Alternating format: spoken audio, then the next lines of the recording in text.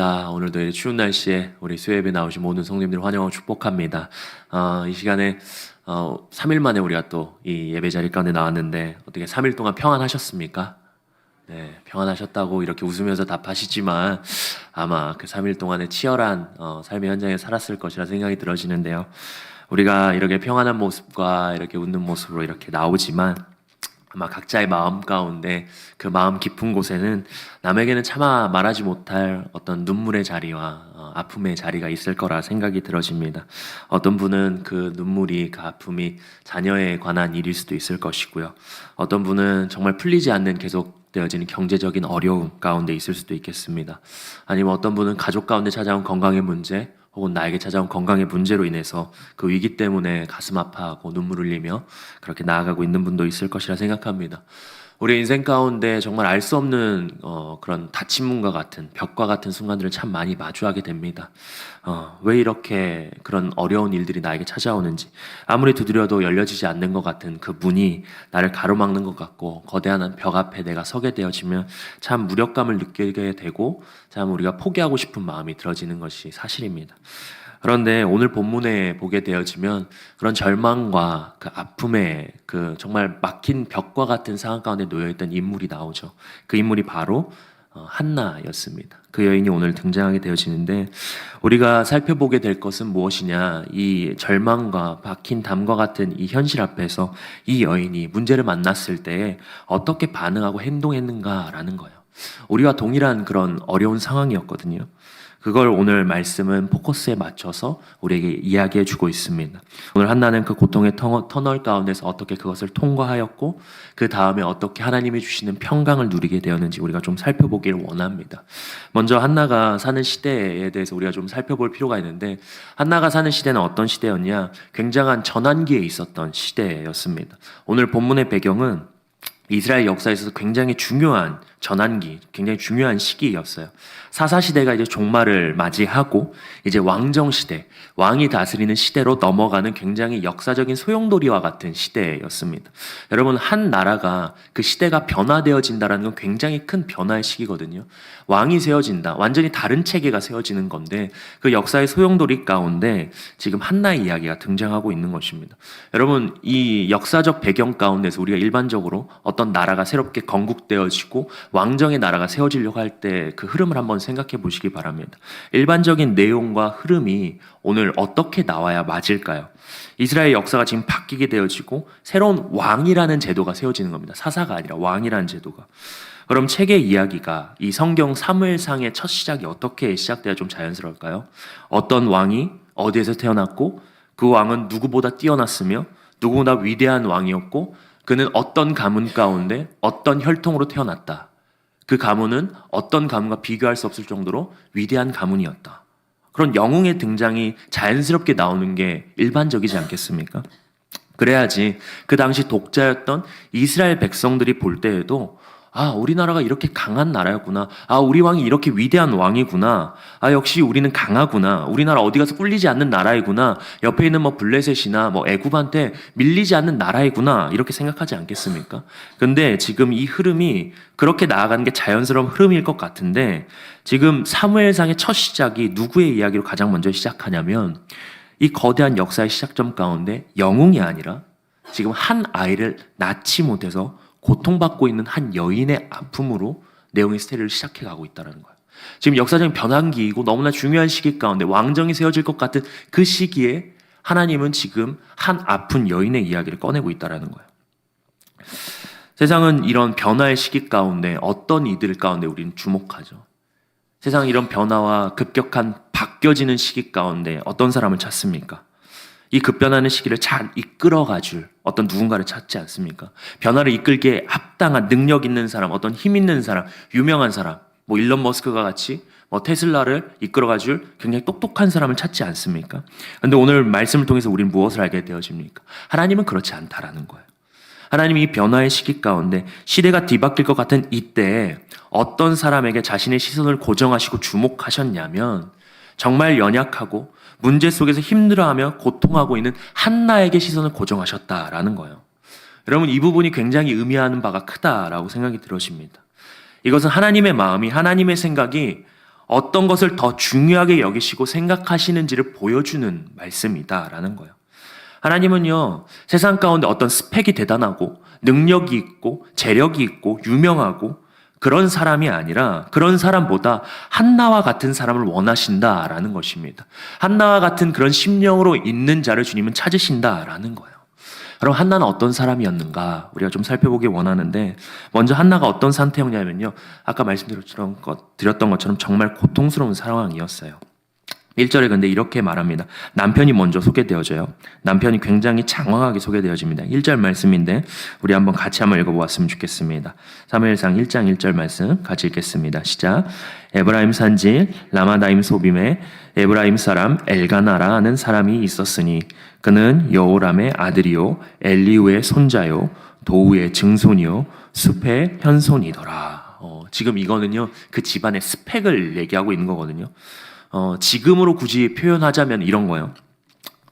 이 사람은 서울대학을 나왔고, 서울대학을 나와서 지금 구글에 입사를 하고, 구글에서 본부장까지 가고, 본부장을 한 후에 국가의 장관이 되어졌다. 이런 정도의 스펙을 지금 얘기하는 겁니다. 그래서 이런 식으로 지금 스토리를 얘기한 건데, 보통 구약에서 그 사람의 이름만 나와도 이 사람은 보통 사람이 아니에요. 근데 아버지의 이름이 나왔다? 그러면 엄청난 뼈대 있는 가문인 거거든요. 근데 할아버지의 이름이 나왔다. 그럼 거의 귀족 집안이에요. 근데 증조부의 이름까지 나왔다. 이거는 보통 혈통이 아닌 겁니다. 그런 가문의 자제라고 생각하시면 돼요. 근데 이런 엄청난 남편이 있었지만 한나는 어떤 사람이었어요? 고통 가운데 있었던 사람이다. 왜냐하면 아이를 낳지 못하고 있거든요. 우리가 너무 잘 알고 있지 않습니까? 불임의 여인이었어요. 아이를 못 낳으니까 너무 고통스러운 거예요. 근데 그렇게 생각할 수 있어요. 아이를 못 낳는 게 뭐가 그리 고통스러운가? 요즘은 낳으라고 해도 잘 안 낳으니까 아이 못 낳는 게 뭐가 그리 고통스러울까? 이렇게 생각할 수 있는데, 이 당시에는 아이를 낳지 못한다라는 것은 이스라엘 백성들 가운데 하나님께 저주를 받았다라고 생각을 한 것입니다. 하나님의 심판으로 여겨졌던 거예요. 아이를 낳지 못한 한나는 어떻게 보면 당시 여자로서의 존재 여부가 없었던 겁니다. 존재로서 의미가 무의미했던 거예요. 여자가 아이를 낳지 못하면 인정받지 못하고 무시당하던 시대가 이 한나가 살아갔던 시대였습니다. 그래서 여자에게 있어서 아이를 낳는 것이 가장 큰 축복이고 하나님의 복인데 지금 아이를 계속해서 못 낳는 겁니다. 그래서 하나도 그걸 알았던 거예요. 내가 지금 아이를 낳지 못하니까 너무나 저주스럽고 하나님의 심판 가운데 있다라는 생각 가운데 너무나 고통스러워하고 있었어요. 그래서 어떻게 합니까? 브닌나라는 둘째 부인을 받아들여서 남편을 통해서 자녀를 낳게까지 합니다. 지금 자신의 아이가 낳아지지 않으니까. 근데 어떻게 돼요? 브닌나가 지금 한나에게 와서 오히려 한나를 조롱합니다. 첫째 부인인 한나를 격동시키죠. 안 그래도 지금 아이 낳지 못해서 저주받았지 않았나라는 그 마음 아픔 가운데 고통하면서 힘들어하고 있는 아픈 상태에 지금 브닌나가 와서 계속 비웃는 겁니다. 아이를 안고 비웃는 거예요. 넌 아이도 못 낳느냐. 그 열등감과 좌절과 비교의식 가운데에서 하나님은 날 버리신 건가? 하나님 왜 나와 함께 하시지 않으시지? 그런 계속되어지는 좌절감 가운데 깊은 수렁으로 빠지고 있었던 겁니다. 여러분, 우리도 그럴 때 있지 않습니까? 자녀를 위해서 평생을 일을 하지 않았습니까? 자녀를 위해서 내가 모든 걸 다 했어요. 근데 우리 자녀만 왜 그렇게 말을 안 듣는지. 여기 교회 오면은 그렇게 믿음 생활 열심히 하는 자녀들 보이는데 내 자녀는 왜 그러는지. 옆집 자녀는 잘 안 해줘도 잘만 취직하고 잘만 결혼하고 잘만 좋은 대학교 가는 것 같은데, 잘 결혼해서 잘 사는 것 같은데 우리 집에는 뭐가 문제가 있어서 저러는지, 이 모양 이 꼴인지, 내 몸은 왜 이렇게 말썽인지. 열심히 운동했고 남부럽지 않게 정말 열심히 살았거든요. 착한 일 하면 살았거든요. 열심히 신앙생활 했거든요. 근데 갑자기 찾아온 병마 앞에서 원망이 생기는 겁니다. 그러니까 자꾸 남들과 비교하게 되어지고, 하나님 날 저주하는 것인가? 난 저주받은 인생인가? 하나님의 심판을 받은 것인가? 내가 하나님 앞에서 잘못했다라는 그런 좌절감 가운데에서 깊은 수렁을 자꾸만 들어가는 것 같은 거예요. 한나도 그랬던 것입니다. 근데 그때 한나에게 엘가나라는 남편이 찾아와서 위로하는 겁니다. 여러분, 엘가나라는 이 남자는요, 정말 멋진 사람, 스펙도 장난 아니었잖아요. 어떻게 보면 성경 전체에서 보게 되어져서 가장 제가 볼 때 최고의 로맨티스트, 성경 가운데 나온 최고의 로맨티스트인 것 같아요. 지금 아내가 맨날 슬퍼하고 고통스러워하니까 와가지고 딱 말하는 거예요. 거의 드라마 주인공처럼 말합니다. 왜 그래? 왜 그렇게 슬퍼해? 지금 10명의 아들보다 내가 옆에 있는 게 더 좋은 거 아니야? 이렇게 멘트를 해요. 진짜 그렇게 나와요. 10명의 아들보다 내가 있는 게 낫지 않아? 내가 당신 사랑하잖아. 내가 당신 포기하지 않잖아. 나 영원히 당신 사랑할 거야. 괜찮아. 위로하는 거예요. 마치 뭐 최수종과 같은, 사실 이런 남자 없거든요. 최수종 뭐 현과 같은 남편인 거예요. 근데 여러분, 잠깐은 위로가 될지 모르겠습니다. 근데 한나에게 있어서 근원적인 위로는 되지 않았어요. 여러분, 인간의 사랑과 그 위로는 한계가 있지 않습니까? 남편이 아무리 잘해줘도 한나의 태문은 열리지 않았던 거예요. 그 근본적인 고통은 사라지지가 않았어요. 때로는 우리가 어떠냐면요, 문제가 생겼을 때, 아픔이 찾아왔을 때 절망의 수렁 가운데서 나가보려고, 그 늪을 벗어나려고 사람들에게서 답을 찾으려고 합니다. 배우자에게서, 자녀에게서, 좋은 친구에게서, 돈에게서, 그 공허함이나 그 수렁에서 벗어나기 위한 어떤 끈앞풀을 잡아보려고 기대를 해요. 그래서 무엇인가 채워지지 않을까. 근데 그것을 채울 수 없다라는 거예요. 한나 역시 마찬가지였어요. 그 남편이 옆에 있었으나 그 공허함과 그 고통의 끝은 끝나지가 않았어요. 고통 속에 계속 있는 거죠. 그래서 한나는 이 고통의 문제를 해결되지 않으니까 어떻게 합니까? 정말 한나의 모습이 우리 가운데 필요한 것 같은데 10절 말씀이에요. 우리 같이 한번 읽어보겠습니다. 10절 말씀 같이 읽겠습니다. 시작. 한나가 마음이 괴로워서 여호와께 기도하고 통곡하며. 여기까지요. 한나가 어떻게 했다고요? 한나는 깨달았어요. 잠시 남편으로부터 위로는 받았을지 모릅니다. 그러나 남편의 품이 아니라, 남편의 그 위로의 말이 아니라 오직 하나님만이 이 문제를 해결할 수 있구나라는 사실을 알았어요. 그래서 그녀는 그 자리를 박차고 일어나서, 그 수렁의 자리를 박차고 일어나서 어디로 갑니까? 하나님이 계신 성소 가운데 찾아가요. 그리고 그 문제를 가지고 하나님 앞에 나아가서 기도하고 통곡합니다. 한나는 어떤 세련된 문장을 하나님 앞에 기도한 거 아니었습니다. 그녀의 기도는요, 단순한 기도였어요. 형식적인 어떤 모양을 갖춘 기도가 아니었습니다. 하나님 아버지, 오늘 이 자리 가운데, 막 이러면서 형식을 갖추지 않았다고. 어떤 격식 있는 모양을 갖추지 않았어요. 15절의 말씀 가운데 이렇게 말합니다. 여호와 앞에 내 심정을 통한 것뿐이오니. 심정을 통하였다. 이걸 히브리어로 샤파크라고 하는데 항아리에 물을 쏟아붓는다라는 뜻이에요. 그녀는 그냥 격식 없이 그냥 하나님 앞에 나가, 하나님! 하나님! 왜 나에게 이렇게 하세요? 그냥 내 속에 있는 어떤 찌꺼기부터 시작해서 억울한 분노, 격분하는 그 마음, 서러움들 다 그냥 쏟아낸 거예요. 분인나 저 자식 나한테 와가지고 내가 허락해서 아이 얻었는데 나를 조롱하고, 어떤 형식을 갖춘 게 아닙니다. 그 아픈 마음을 그대로 그냥 다 쏟아낸 겁니다. 기도가 거창한 게 아니었어요. 여러분, 우리 가운데 필요한 모습이 바로 이 모습인 줄 믿으시기 바랍니다. 너무나 당연한 모습인 것 같죠. 이 말씀 너무나 많이 듣지 않았습니까? 고통 가운데 기도해라. 고통스러울 때 기도해라. 우리가 너무나 많이 들어왔습니다. 너무나 잘 알고 있어요. 귀에 못이 박히도록 너무나 많이 들어왔습니다. 그래서 이 자리 가운데 나왔을 때 우리가 이것에 대해서 너무나 쉬이 여길 수가 있다라는 거예요. 그런데 정말 여러분들 고통 가운데, 너무나 힘든 가운데 있었을 때 주님 앞에 나와서 기도하십니까? 간절하게 기도하십니까? 심정이 토하는 것처럼 간절하게 기도하시냐라는 거예요. 정말 항아리에 물을 쏟는 것과 같이 내 모든 걸 다 쏟아내면서 주님 앞에 간절하게 붙잡으면서 기도하시냐라는 겁니다. 고통의 수렁 가운데. 정말 하나님께 문제들, 걱정들, 근심들, 한나와 같이 좌절스러운 고통스러운 가운데 하나님께 통곡하면서 눈물로 하염없이 쏟으면서 하나님만 해결할 수 있습니다. 하나님 아니면 안 됩니다라는 그 간절함이 우리 가운데 있냐라는 거예요. 한나처럼 큰 문제이든 작은 문제이든, 아니 고통스럽지 않더라도 하나님께 기도하고 계십니까? 한나는 어느 정도로 기도했냐면요, 기도하는 모습을 보니까 12절 13절에 엘리 제사장이 너무 열심히 기도를 하니까, 너무 오랫동안 기도를 하니까, 계속해서 기도하고 있으니까 이 사람이 술에 취한 줄로 오해한 거예요. 우리가 너무 잘 알고 있지 않습니까? 정말 우리가 이 엘리가 깨닫지 못한 모습도 있지만 정말 그런 모습이 될 정도로 기도하고 있냐라는 거예요. 잠깐 앉았다가 돌아가지 않습니까? 정말 문제가 눈앞에 있는데, 벽이 눈앞에 있는데 그냥 잠깐 얼굴 비치고 가면 된다라고 생각하는 마음으로 떠나진 않으십니까? 정말 소망하기는 여러분들이 기도하시는 모습이 한나와 같은 모습이길 소망합니다. 그래서 저희들 입에서 그런 말 나오면 안 되겠죠. 권사님 술 취하신 거 아니야?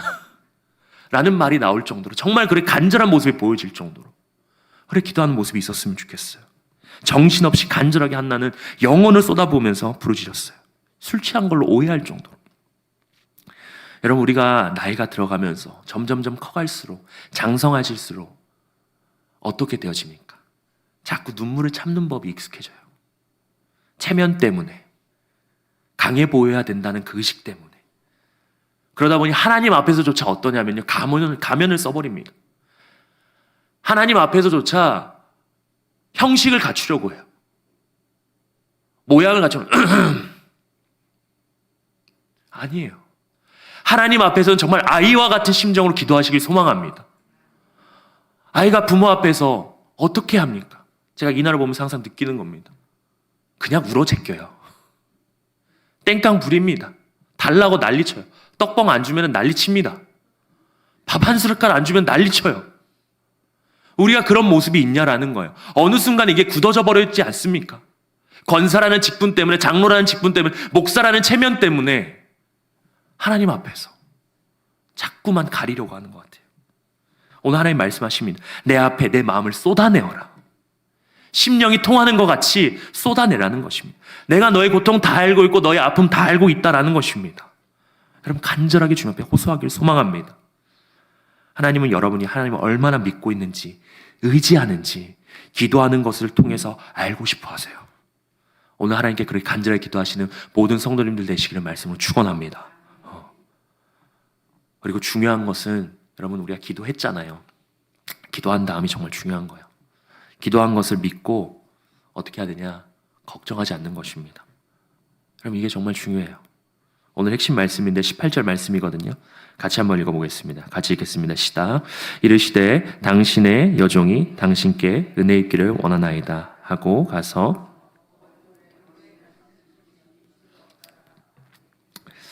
먹고 어땠다고요? 얼굴에? 다시는 근심이 없었다고요. 다시는. 한나가 기도한 후에 다시는 근심빛이 없었어요. 무엇 때문에? 아이를 낳지 못하는 그 문제 때문에. 여러분, 놀라운 사실은 한나가 기도했습니다. 바로 임신된 거 아닙니다. 지금 임신한 상태여서 근심이 사라진 게 아니에요. 상황 바뀐 거 아무것도 없습니다. 여전히 집에 돌아갔는데 분인나가 아이를 들고 비웃는 듯한 표정으로 자기를 쳐다보고 있어요. 아이가 생길 거라는 어떤 소망도 눈에 보이는 증거도 없습니다. 그런데 근심빛이 없어요.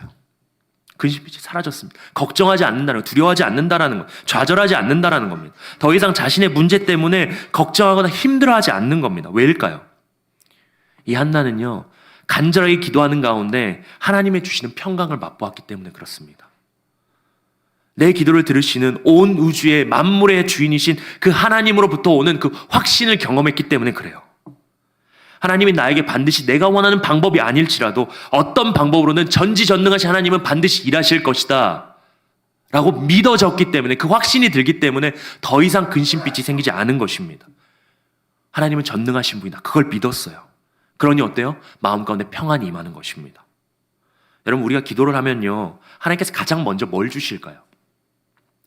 그 기도에 대한 문제의 해결일까요? 그게 응답이라고 여겨지십니까? 우리가 문제가 많아서 염려를 가지고 걱정하면서 복잡한 머리 가운데 하나님 앞에 나아갑니다. 그래서 지치고 아무것도 하기 싫어졌을 때, 하나님 앞에 기도하고 간절하게 부르짖었을 때 하나님이 가장 먼저 해주시는 응답이 무엇일까요? 그 문제를 해결해 주는 걸까요? 아니요. 하나님 그 문제를 해결해 주시기 전에 우리 마음 가운데 가장 먼저 평안을 주시는 줄 믿으시기 바랍니다. 평안해지게 해주시는 거예요. 문제가 더 이상 문제로 여겨지지 아니하도록, 저 성난 파도가 파도로 여겨지지 아니하도록 주님께서 만들어주신다라는 거예요. 하나님께서 분명하게 말씀하십니다. 빌립보서 4장 6절에 7절에 이렇게 말합니다. 아무것도 염려하지 말고 다만 모든 일에 기도와 간구로 너희 구할 것을 감사함으로 하나님께 아뢰라. 그리하면 모든 지각에 뛰어난 하나님의 평강이 그리스도 예수 안에서 너희 마음과 생각을 지키시리라. 쉬운 성경이 이렇게 말하고 있어요. 그러면 너희가 기도하면, 너희가 구하면 우리 주 예수 그리스도 안에서 그 어느 누구도 측량할 수 없는 평안이 여러분의 마음과 생각 가운데 풍성히 임할 것입니다. 여러분, 기도했을 때 하나님이 가장 먼저 하시는 응답은요, 우리 마음 가운데 평안을 주시는 것임을 믿으시길 바랍니다. 정말 평안이 임해요. 전능하시고 우리의 삶을 책임지시는 분이라는 것이 믿어지니까 그분께 기도했다면 여러분 믿고 걱정하지 마시길 바랍니다. 평안이 내 안에 임하길 기대하세요. 그래서 하나님 때때로 환경을 먼저 바꿔주시기보다는 우리의 마음 상태를 먼저 바꿔주십니다. 우리의 시선을 바꿔주시는 거예요. 그래서 환경이 그대로인데도 내 마음이 변하니까 더 이상 고통이 아니라 하나님의 기적을 오히려 소망하게 되는 거예요. 그 마음이 이 자리 가운데 있는 모든 성도님들 가운데 부어지길 소망합니다. 그런데 사실 아멘은 했지만 그게 쉽나요? 그렇게 아멘 화답하고 이 계단을 올라가서 나갔는데 딱 그 현실을 마주했을 때 어떠세요? 쉽지 않죠. 사실 저도 이렇게 말씀을 선포하고 있지만 저도 그런 것 같습니다. 이 말씀은 사실 여러분들한테 하는 말씀이기도 하지만 저한테도 하는 말씀인 것 같아요. 제가 이 말씀을 보면서 참 많이 회개를 했습니다. 여러분들이 볼 때 저 걱정 많은 사람처럼 보이십니까? 걱정 없는 사람처럼 보이십니까? 걱정 없어 보이죠? 생각 없어 보이지 않습니까? 큰 걱정 없이 사는 사람처럼 보이지 않습니까? 근데 제가 최근에 굉장히 많은 걱정을 했었어요. 무슨 걱정이었냐면 최근에 연말부터 해가지고 계속 사역이 막 몰려오는 겁니다. 총동원 주일 있고 성탄 전야제 있고 지금 수련회 준비 중에 있고 단기성교 있고 막 이게 뭐 몇 주 간격으로 탁탁탁 계속 있는 거예요. 근데 최근에 저희 청소년부 가운데 총동원 주일 그 아이들 전도하면서 새생명 축제가 잘 끝났습니다. 근데 그때 목표, 저희가 비전한 목표가 몇 명이었냐? 아이들을 150명 몰아오는 거예요. 150명을 데려오는 겁니다. 근데 많은 분들이 기도해 주시고 관심 가져주시고 후원해 주셨어요. 정말 기도도 열심히 하고 전도도 하고 순도도 막 열심히 준비했습니다. 프로그램도 짜고 컨셉 안에서 열심히 했는데 제 마음에 계속 걱정이 되는 거예요. 아이들이 정말 올까? 요즘 애들 정말 전도 안 되거든요. 예전과 같이 다릅니다. 예전에는 그냥 전도지만 돌리면 애들이 막 몰려왔는데 요즘엔 전도지 줘도 애들이 알아요. 그냥 버려요. 그래서 전도를 나갔는데도 마음이 불안하고 기도를 했는데도 불안하고 저희 애들 대략 출석하는 인원이 50에서 60명 사이거든요. 150명이면은요 2배에서 3배의 아이들이 와야 되는 거예요. 그래서 너무 걱정이 되는 겁니다. 근데 선생님들도 바쁘시고 전도는 나갔는데 아이들은 막 관심을 가지는데 관심만 가지고 저 초콜릿에 관심만 가지는 거 아닌가 막 걱정이 되는 거예요. 근데 계속 기도를 했어요. 하나님 잘 되겠죠? 어떡하죠? 하나님 잘 되겠죠? 정말 애들 오겠죠? 정말 열심히 기도했습니다. 새벽마다 기도했거든요. 기도하고 걱정 안 했을까요? 계속 걱정이 되는 거예요. 계속해서 마음에 하나님 오겠죠? 오겠죠? 프로그램 정말 잘 준비됐거든요. 하나님 오겠죠? 계속 걱정이 돼요. 당일까지 걱정했습니다. 당일까지 애들이 안 오는 것 같아요. 근데 하나님 어땠는지 아세요? 145명의 아이들을 보내주셨습니다. 정말 놀랐어요. 새 친구가 90명 가까이 왔어요. 이 예배 자리에만 50명이 넘는 아이들이 새로 왔어요. 정말 놀랐습니다. 그래서 그때 청소년부 카운티 된 게 92명이 예배를 드렸어요. 이 자리에서. 그러면서 오늘 말씀 묵상하는데 그 기억이 떠오르는 거예요. 하나님께 너무 죄송하더라고요. 뭐예요? 제가 하나님 못 믿은 거잖아요. 믿는다고 기도해놓고 하나님께 해달라고 그렇게 간절히 기도해놓고 계속 어때요? 마음은 돌아가서 어떡하지? 전도를 하고 있는데도 어떡하지? 기도를 하고 있는데도 어떡하지? 이런 생각이 계속 들면서 하나님을 아무것도 못하는 분으로 만들어버린 거예요, 제가. 그래서 너무나 죄송하고 회개했습니다. 이 말씀 준비하면서. 그러면서 이번 주 주일부터 겨울 수련회가 준비되고 있어요. 너무 마음이 불안했어요, 솔직히. 근데 이 기도하면서 마음을 내려놨습니다. 하나님이 하실 거다. 하나님이 하실 거다. 회개하면서 걱정의 마음이 자꾸 올라오는데 하나님 평안의 마음 주십시오. 기도하면서 담대하게 계속 기도했습니다. 주님이 하실 거라고. 주님이 이 아이들 만나 주실 거라고. 변화시켜 주실 거라고. 자꾸 제 안에서 은혜 받아야 되는데 이거 잘 준비될까? 시간이 너무 짧은데 괜찮을까? 단기 선교할 때도 똑같아요. 단기 선교하는 아이들 보는데요. 얘네들이 가서 말은 똑바로는 할까? 이 아이들 보는데 막 답답한 마음이 들어지고 별별 생각이 다 드는데 계속 기도했습니다. 근데 기도하다 보니 자꾸만 어떤 마음이 들어지냐면요. 믿음이 생기는 거예요. 하나님 하실 것 같다. 하나님 하셨던 게 떠오르면서 하나님 정말 이 아이들 만나실 것 같고 내가 하는 게 아니라 내가 뭔가를 준비하는 게 아니라 하나님이 역사하시겠구나라는 그 마음이 점점점 확신이 되면서 내 안에 조금씩 안정이 되어지고 평안이 오더라고요. 그러면서 주님 해주십시오라는 고백만 나왔습니다. 여러분, 우리가 반드시 삶 가운데 어떤 마음이 들어집니까? 너무나 답답한 것 같아요. 기도를 했는데도 해결되지 않을 것 같아요. 그래서 자꾸만 걱정이 올라와요. 그 막막한 현실 앞에서 하나님은요 계속해서 우리 가운데 일하고 계신 줄 믿으시기 바랍니다. 기도하실 때 바로 역사하시는 것처럼 보여지지 않을지라도 하나님 우리를 위해서 계속해서 일하고 계시고 반드시 우리 가운데 선한 열매를 보여줄 줄 믿으시기 바라요. 그래서 성경이 오늘 그걸 보여주고 있지 않습니까? 기도가 끝난 후에 한나의 삶 어떻게 되어졌습니까? 20절 말씀이거든요. 같이 한번 읽어보겠습니다. 시작. 한나가 임신하고 때가 이름에 아들을 낳아 사무엘이라 이름하였으니 이는 내가 여호와께 그를 구하였다 함이더라. 아멘. 하나님은 때가 이름에 어떻게 했다고요? 한나가 아들을 낳았다. 여러분, 근데 이 아들이 어떤 아들이었습니까? 이스라엘의 역사의 전환점에서 가장 중요한 역할을 했던 왕을 세우는 위대한 선지라 불려지는 사무엘을 낳게 되어졌다라는 거예요.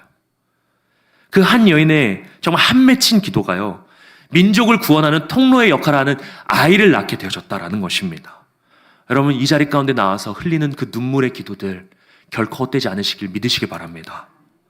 여러분이 가정에서, 일터에서 하나님 앞에 무릎을 꿇고 심정을 통하였을 때, 간절하게 주님을 부르짖을 때 여러분의 인생뿐 아니라 여러분의 가문을 바꾸시고 그 시대 가운데 역사를 바꾸게 하는 역사들이 여러분을 통하여 일어날 줄 믿으시길 바랍니다. 기도하는 한 사람이 기도하지 않는 한 민족보다 강하다, 그런 말이 있어요. 여러분, 우리가 기도할 때 여러분의 인생은 바뀌어질 것이고 한나의 삶과 같은 인생이 우리 가운데 펼쳐질 줄 믿으시기 바랍니다. 그래서 이 시간, 이 자리 가운데 남은 모든 성도님들이 이 자리에서 하나님께 간절하게 쏟아내길 바라요. 그리고 걱정하지 마세요. 하나님이 열매 맺게 하실 것입니다. 한나를 임신시키셨던 것처럼 우리를 임신시킨다는 거 아닙니다. 열매 맺게 하실 것입니다. 선한 결과를 주실 것입니다. 그래서 근심 없는 얼굴로 세상 가운데 나아가서 하나님께 영광의 고백을 올려드리는 우리 모든 성도님 되시기를 말씀으로 축원합니다. 기도하도록 하겠습니다. 우리 함께 이 시간 찬양하고 함께 기도했으면 좋겠는데요. 이 시간 나의 기도하는 것보다 라는 우리 찬양이 있습니다. 이 찬양의 고백을 올려드리면서 우리가 기도의 고백으로 주 앞에 나아갔으면 좋겠습니다.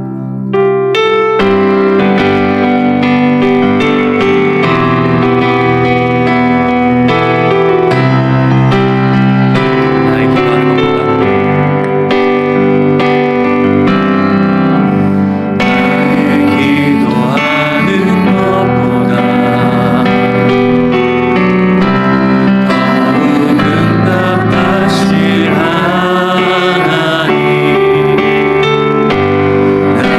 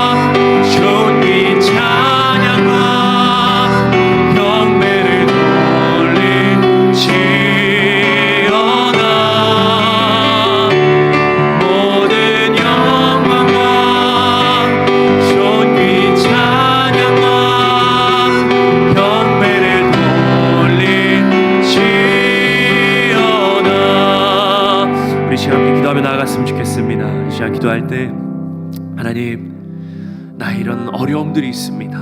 나 이런 막힌 담들이 있습니다. 벽들이 있습니다. 주 앞에 이 시간 간절하게 구하오니 아버지여 들으시고 우리 가운데 응답하여 주시옵소서. 하나님, 먼저는 우리 가운데 평안함을 허락하여 주시옵소서. 내 마음에 하나님 그것으로 인한 두려움들과 걱정과 근심이 떠나가길 원합니다. 아버지, 이 시간 역사하여 주시옵소서. 내 마음 가운데 역사하여 주시옵소서. 그런 마음으로 이 시간 주님 앞에 통하는 심정으로 정말 간절하게 우리 모든 걸 쏟아내며 간절히 기도하며 나아갔으면 좋겠습니다. 이 시간 주의 이름 찾고 간절히 기도하며 나아갑니다. 주여, 주여 아버지 하나님, 주 앞에 기도하며 나아갑니다.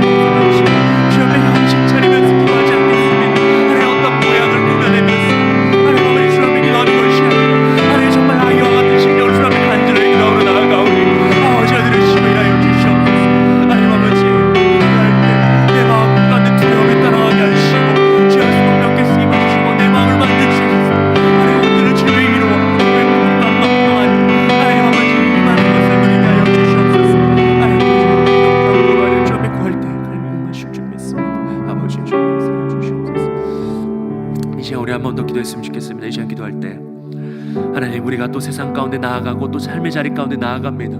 하나님, 그 자리 가운데서 우리가 다시 근심빛을 띠는 자 되지 않게 하여 주시옵소서. 하나님, 한나가 다시는 근심빛을 띠지 아니하였더라라는 그 말씀처럼 아버지, 우리가 그런 믿음의 삶을 살아내는 자 되도록 인도하여 주시옵소서.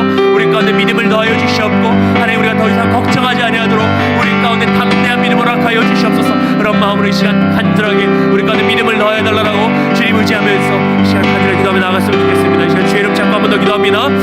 주여, 주여 아버지 하나님, 주여 이름으로 나아갑니다. 아버지, 아버지,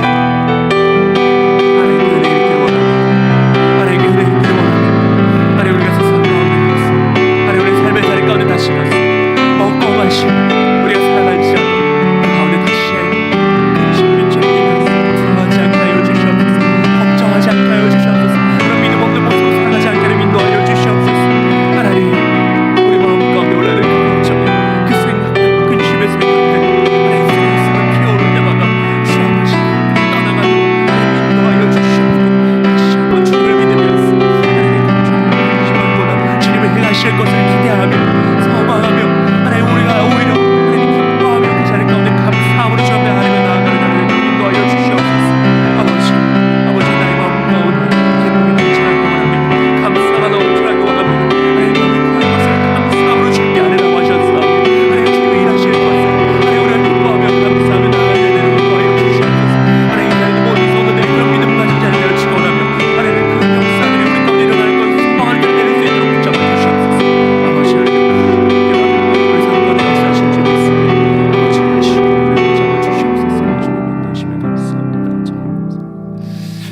잠졸신 하나님 아버지, 우리 가운데 다시 한번 기도하길 원하시고 기도하도록 이야기해 주신 주님 너무나 감사합니다. 아무것도 염려하지 말고 다만 모든 일에 기도와 간구로 너희 구할 것을 감사함으로 하나님께 아뢰라 하신 주님, 하나님, 우리가 모든 일을 주님께 기도와 간구로 구하며 나아갑니다.